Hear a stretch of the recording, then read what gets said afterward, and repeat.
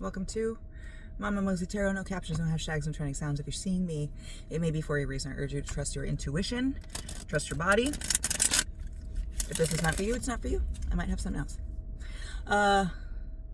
So I've got a new deck today. We're gonna see what it is you need to know. Okay, so we got the Queen of Cups. Now, so there's backstory with these cards and the imagery that I'm getting. I haven't watched all of it, but I'm getting some backstory. But this Queen of Cups, very emotional, very caring, can be skewed when she's wounded, but the classic feminine card, right?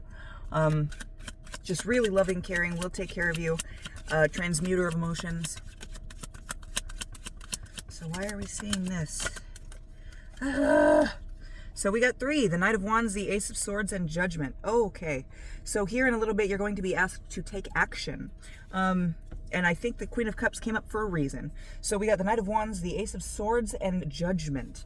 So you're going to be called to make a snap judgment here in a little bit. I don't know what is concerning yet. Maybe we'll get into it. But we got the Knight of Wands. The Knight of Wands is action. But more than action, it's not the Page of Wands. It is the Knight of Wands. There is passion here, but there is no longer the naivety that comes with the Page of Wands, right? So we have the Knight of Wands. Action off of knowledge. Passion with knowledge, right? Now we have the Ace of Swords. Now the Ace of Swords, a lot of times in a lot of decks, people will take as something I said is straight fucking true. That was it. But this is, I want to say, because we had this with Judgment and the Knight of Wands, you're going to be called here to make a snap decision and find the right way, the right truth. There is a truth here that needs to be fought for. I don't want to say physically necessarily, but there is a truth here that has to be stood up for, and you have to decide to do it with that Judgment card. You have to make the decision. This is what this is. You have to know it. That's part of Judgment. This is what this is. And this is what I'm going to do. I'm going to make this choice because this furthers this goal, right? This truth, this sword. So, I want to know, well, of course I want to know, what is this truth? How are you going to be able to discover what truth it is in that snap moment, in that quick second? Okay. We had the Seven of Coins and the Five of Coins. Very interesting, because when I was doing my read, that came out for me when I was getting to know my deck. But, again, because this is a new deck, flip right to the page. When people do these and they make their own decks, they tend to include a little bit of information on what something means to them. I like to incorporate that sometimes. So you'll see me going for a book a lot of the time to make sure I've got the right of that specific card. So upright, falling on hard times, loss or inaccessibility, reward, enjoyment, rest, and planning. So between the 5 and the 7, don't be afraid to ask people for advice. 5 and 7 add up to 12, 1, 2 is 3. Don't be afraid to ask people for advice. Learning from others' lessons. I don't want to say that there's going to be a choice here between poverty and abundance here, but I think with this choice, this can go one of two ways. All right, but I think at the end of the day, this is not meant to take a fortune from you. This is meant to help you choose how you want to receive your abundance. And the coins doesn't necessarily even have to be about money. It can be some other form of abundance, a garden, family and friends, you know, abundance. So it might affect your abundance a little bit, but what I'm getting from it is if it's the right thing, it doesn't fucking matter.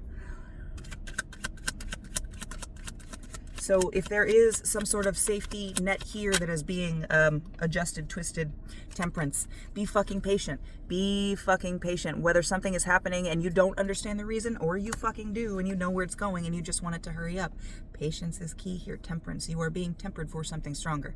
Now, I don't want to say that your patience is a weakness, but it could be better. You know what I mean? That's what the temperance is there for. So I want to say making decisions and understanding the choices that you make have repercussions. Okay, so I think this temperance is along with the 7 and the 5 of coins, understanding that where you put yourself is where you put yourself, and understanding how you got there is kind of crucial to make sure you don't end up there again.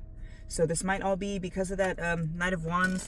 This might be you make a decision and it doesn't pan out quite the way you thought. Hey, you have more time to go from the Knight of Wands to the Queen of Wands to the King of Wands, right? Or to make sure that you're a dual-wielding Knight of Wands, right? To better your knighthood. It's all progress. It's all for progress. And being able to recognize that being stopped or being told to take a break, 5:05 on the timer, is not necessarily a bad thing. It gives you a pause. It gives you a break, okay? To get things straight, to rest, whatever you do in that meantime. It's there for you to utilize. That's why you're being told about it, I think. So don't get too disparaged if you make a choice and it doesn't turn out the way that it doesn't seem to turn out the way that you want it, okay? Patience is key. So we got 4, and I'm going to check bottom of the deck energy. So we're at 535 now. So first upright, it's the fucking 6 of coins. Now the 6 of coins in a lot of decks can represent the call to be charitable. You have what you need, you're getting a little bit more, and with this temperance and after the fight and being able to see how much you don't really need, you just want a lot, it might give you a key to charity. Now, I have not checked out these other 3 cards yet. I'm splaying them out with the backs up, and we're all going to see them at the same time.